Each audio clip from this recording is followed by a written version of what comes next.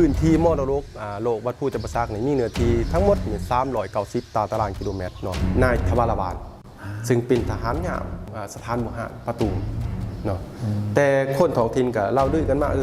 ฉะนั้นแหละอยู่จุดนี้แม่นเฮายืนอยู่จุดหอพิพิธภัณฑ์แล้วเฮามาสังเกตเบิ่งภูเขาเนาะในสมัยก่อนยก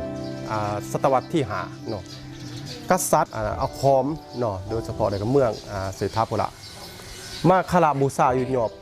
ผู้เก่าเพราะว่าเขาเชื่อว่าผู้เก่าเป็นผู้ลึงคับปรมาตะถือว่ามีความศักดิ์สิทธิ์เรียกว่าเป็นตัวแทนในแก่เทพเจ้าพระศิวะที่สิงสถิติอยู่เนาะก่อนศตวรรษที่5กษัตริย์แม่นไปคารบูชาอยู่ผู้เก่าเนาะเพราะว่าอยู่ยอบผู้เก่านี่มีศิวะลึงขะที่แกะสลักเพิ่นไปว่างไว้อยู่ใน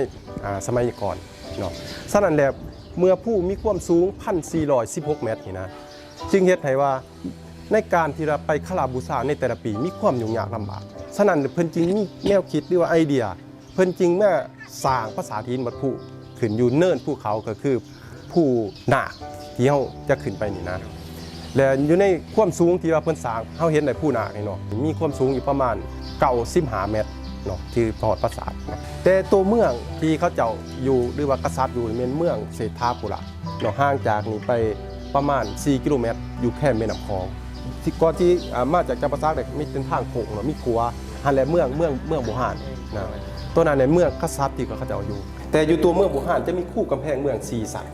เนาะที่ว่าการเหตุการออกแบบเอิ้นว่ามีความหัดกลุ่มคือว่ามีพังเมืองที่หน้าเนี่ยเนาะก่อนที่จะเข้าไปต้องมีพานทหารพานคู่กำแพงเมืองที่เขาเจ้าได้เป็นอย่างคักแน่เนาะห่างจากนี้ไปวัดภูกับประมาณ4 กิโลเมตรคือเราสกอร์นอกจากเขาอยู่วัดภูแล้วจะมีเส้นทางบุหานไปอังคอวัดประมาณ240 กิโลเมตรถือว่าจะหอดเป็นชายแดนของกัมพูชาอันนึงมาวัดภูเมนหลักฐานอันโดดเด่นทางด้านอารยธรรมของเขตอาซีอาคเนย์และวัดภูเมนหลักฐานอันโดดเด่นทางด้านสถาปนิกในการก่อสร้างออกแบบเป็นสีมือศิลปะอันสั้นเลิศมีการก่อสร้างออกแบบที่ก้มกลืนกับสภาพแวดล้อมที่สวยงาม